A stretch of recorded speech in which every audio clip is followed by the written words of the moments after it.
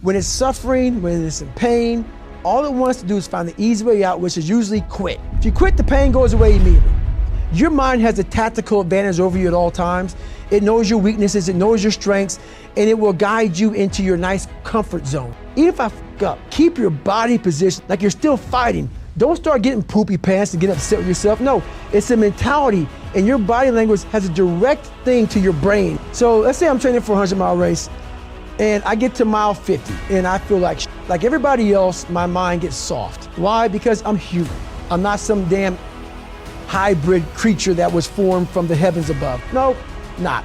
Human. I suffer, I don't like it, I'm uncomfortable, I don't like it. So my mind starts to get weak.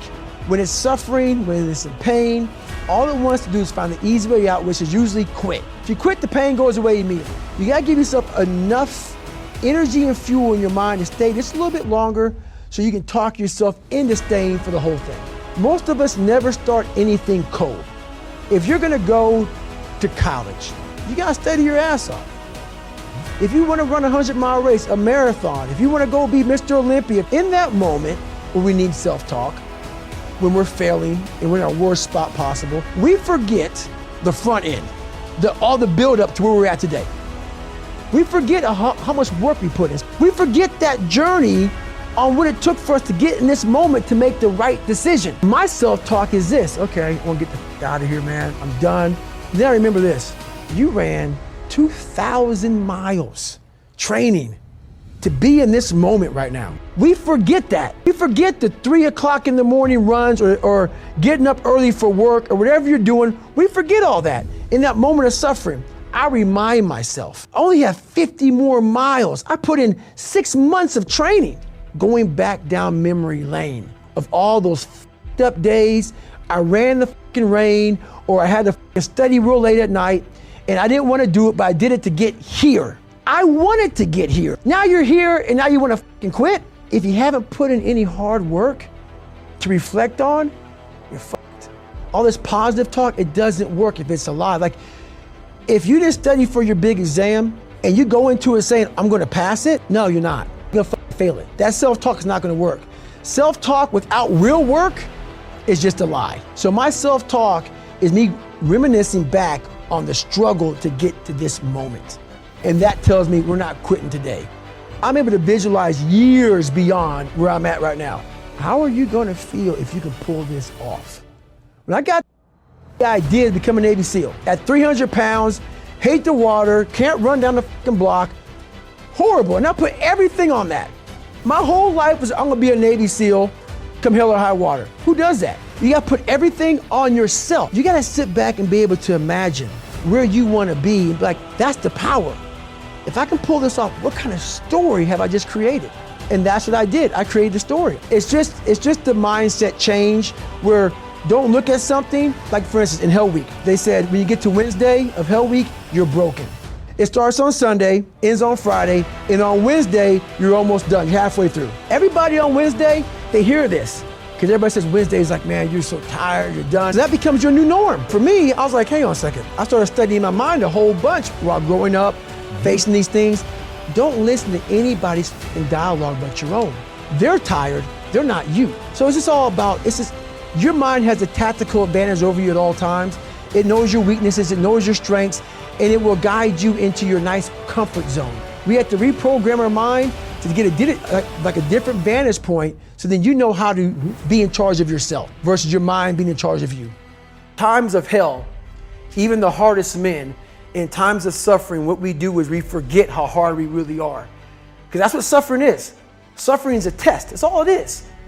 Suffering is the true test of life. And so that cookie jar travels in my brain, so whenever I get put in a situation where I have poopy pants, the woe is me mentality of, oh my God, life sucks, I take the 1 second decision. I step out of my life for 1 second, go in the cookie jar, pull up, oh, mother, you were in 3 hell weeks and finished 2. One of those hell weeks, a guy died because it was so bad. Oh, you are a badass. You are. I put it back in the cookie jar and I remember who I really am. I'm not the kid that was called, I'm not the scared kid. This is who I am. It's a reminder of who you truly are at the core of yourself. All these catchphrases people always say, failure is a part of life and failure is how you grow. I've said all that stuff before, but it really is a bunch of shit. It really is, man. I'm so tired of hearing all these cliche goal setting posters and all that shit. Half the people who write that shit aren't even doing the shit they're talking about. Half the people talk about failure, they're millionaires sitting back at some nice house, whatever they're talking about. The reason why I believe I can talk on failure is because I'm still failing today, and I'm failing in a major way, and I'm living when I'm talking. So many people who talk about all this shit, they're has-beens. They're people who used to do it back in the day and I talk about it. Are you living it today? So for me, failure is something that you should be afraid of. It should be afraid of, but that's why you should go out there and challenge yourself to fail. Because if you're not failing at something, that means you've set your goals to pass, to succeed at everything you do, which means you're not setting your goals high enough. So for me, okay, I'm gonna go out and break the Guinness Book of World Record for pull-ups. Lofty goal, which is why I failed it twice before I finally got it. I knew going into everything I've ever done in my life, Navy SEAL training, 3 times before I got it. Everything I've ever done in my life took me 3 times before I got it. I knew that there was a huge possibility of failure. But what I gained from failure is this: I become the movie. I want to feel how I feel watching someone else in the movie. When I watched Rocky get his ass kicked and I watched all these different things of failure, I was able to put myself there and say, God, man, how much do you feel now that you finally got there? That's what failure has done to me. I've watched so many things and watched someone succeed at the end of it. It's like, God, I want to feel like that. But failure causes that one feeling. Without that failure involved, you don't have that feeling. If you just pass and you succeed and you're great, that feeling, yeah, okay, I'm good. What takes you years, months, years to accomplish because you just can't get over the hump, but you continue going back to the drawing board. You're looking for those few seconds after you finally figure out the equation, whatever the equation may be, to get you to finally pass, to succeed. I live for that feeling, but I can't get that feeling without going through, I failed this equation, I failed this one, I failed this one, I failed this one. Oh, I'm figuring it out. So you start to feel it before you even pass, before you even get to the success part. And then once you succeed, the feeling's unbelievable. And you take that feeling of success through failure and you put it in your cookie jar.